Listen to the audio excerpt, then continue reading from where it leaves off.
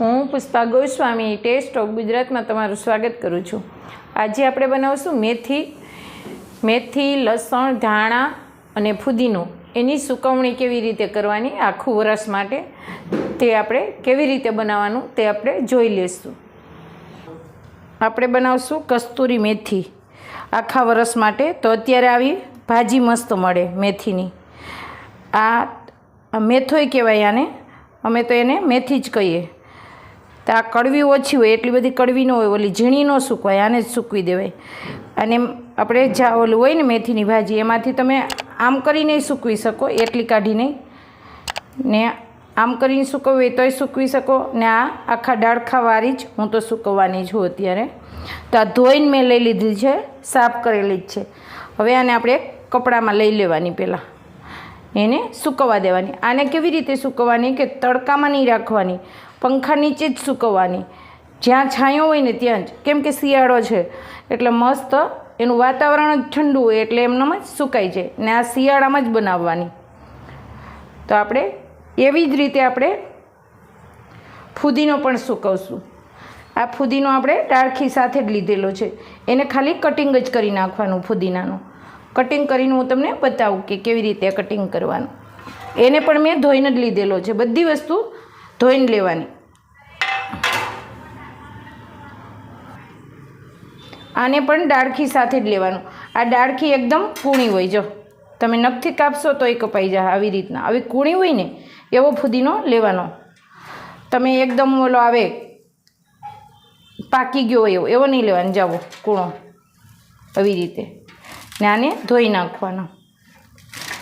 આને પણ છાયામાં જ સૂકવવાનો ને આ બધી સુકવણી તમારે શિયાળામાં કરેલી હશે તો આવો કલર એવો નવો રહેશે ને આખા વરસ માટે તમે આ બધી સુકવણી કરી શકશો। બસ આવી જ રીતના આ 3 થી 4 દિવસમાં મસ્ત પંખા નીચે સુકાઈ જાય। આવી રીતે તમે સૂકવી શકો આને।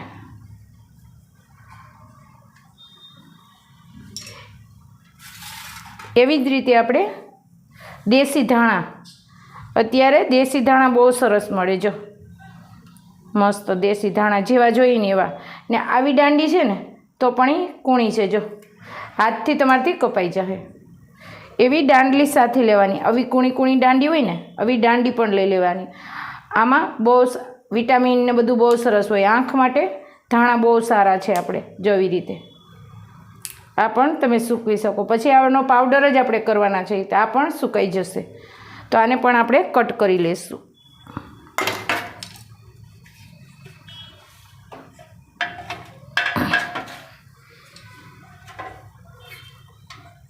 આને પણ આપણે ધોઈને જ લીધેલી છે, બધું શાકભાજી મેં ધોઈને જ લીધેલું છે। આવી રીતે આને મોટી મોટી જ કટ કરવાની, જો ને એટલી મસ્ત આની તો દેશી ધાણાની તો સ્મેલે આવે ને, એટલે આ ફુદીનો, ધાણા, લસણ એ બધું સૂકવીને રાખ્યું હોય તો ઉનાળામાં ન મળે તો આનો પાવડર પણ તમને કામ લાગે। મસ્ત છે ધાણા, કેટલા મસ્ત, જો આવો મોટું કટ કરી દેવાનું।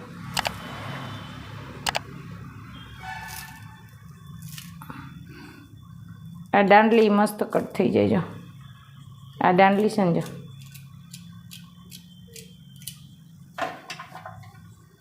આપણે દાંડલી સાથે જ લેવાનો છે।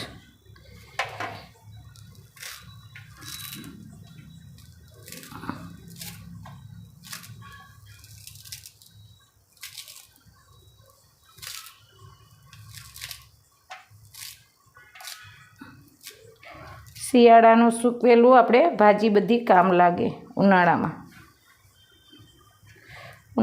ધાણા ન મળે બહુ, આપણને ધાણા ન મળે, સારો ફુદીનો ન મળે, મળતી હોય બધી વસ્તુ પણ આપણે જેવી જોઈએ એવી ન મળે એમ। આવી રીતે તમે સૂકવી શકો। કોઈ થાળીમાં લઈ લેવાનું, આવી આપણે ટ્રે હોય ને તો આવી રીતે તમે સૂકવી દેવાનું પંખા નીચે। એ જ રીતે આપણે લસણ પણ સૂકવી દઈશું। આ લસણ મોટું આવે ને એ લસણ લીધેલું છે, ઓલું ઝીણું આવે એ નથી ને, એને મેં ધોઈ અને આવી રીતે કટ કરી લીધેલું છે। આને પણ આપણે સૂકવી દેશું.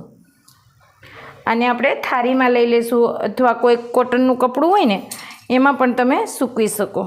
આ કોટનનું કપડું છે આપણું, એમાં આવી રીતના પોળું પોળું કરી દેવાનું પંખા નીચે. 2 થી 3 દિવસ આવી રીતના રાખશો ને તો મસ્ત સુકાઈ જશે તમારું લસણ. તો આ બધી ભાજી લસણ આપણે 4 થી 5 દિવસ માટે સુકાવા દેશું. પછી આગળની પ્રોસેસ કરશું આપણે. મેથી અને ધાણાને આપણે સૂકવ્યું હતું ને એ સુકાઈ ગયું. જો મસ્ત આ સુકાઈ ગયું ને કલર પણ એવો ને એવો રહે એનો. આ મેં તડકામાં નથી સુકાવ્યું, છાંયે જ પંખા નીચે જ સૂકવવાનું. આ બધું જ આપણું મસ્ત સુકાઈ ગયું. આ છે ફુદીનો, એનો કલર એવો ને એવો જ છે. ને જો સુકાઈ ગયો હોય ને એનો તમને અવાજ પણ આવશે.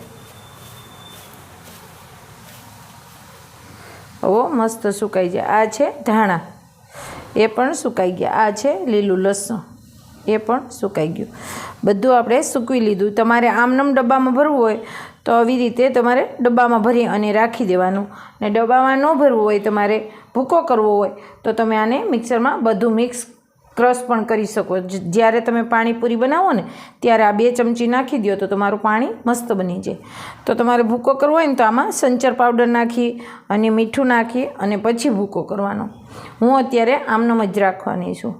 હું આ બધું મિક્સ કરીને જ ભરી દેવાની છું. આ બધું મિક્સ કરી દેવાનું આવી રીતના.